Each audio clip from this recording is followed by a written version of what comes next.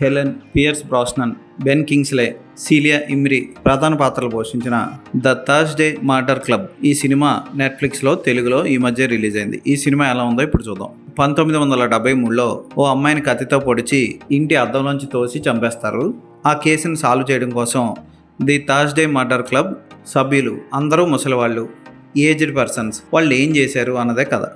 మరొక వైపు వాళ్ళ ఫ్యామిలీ ట్రబుల్స్ ఇవన్నీ చూసుకుంటూనే ఈ మర్డర్ని సాల్వ్ చేస్తారు. కథ ఎత్తుకోవడం బాగున్నా దాన్ని ముగించిన తీరు, దాన్ని చిత్రీకరించిన విధానం అంతగా ఇంట్రెస్టింగ్గా అనిపించవు. చాలా కాస్ట్లీ ఏరియాల్లో, క్యాజువల్స్లో, అద్భుతమైన హోటల్స్లో చాలా రిచ్గా తీసినా సరే ఎందుకో సినిమా అంతగా ఇంట్రెస్టింగ్గా అనిపించదు. నా చిన్నప్పుడు చూసిన జేమ్స్ బాండ్ ఇంత ముసలోడైపోయాడా అనిపిస్తుంది పియర్స్ బ్రాస్నన్ని చూస్తే.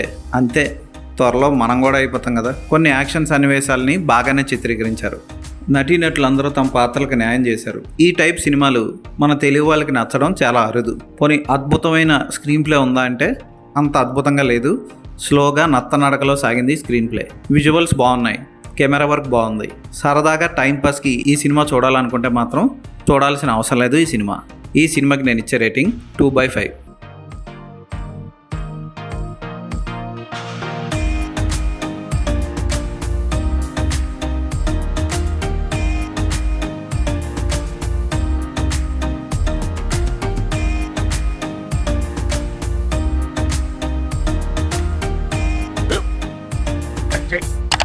స్కూల్ బెంచ్ లాగా ఎంత గట్టిగా ఉందరా?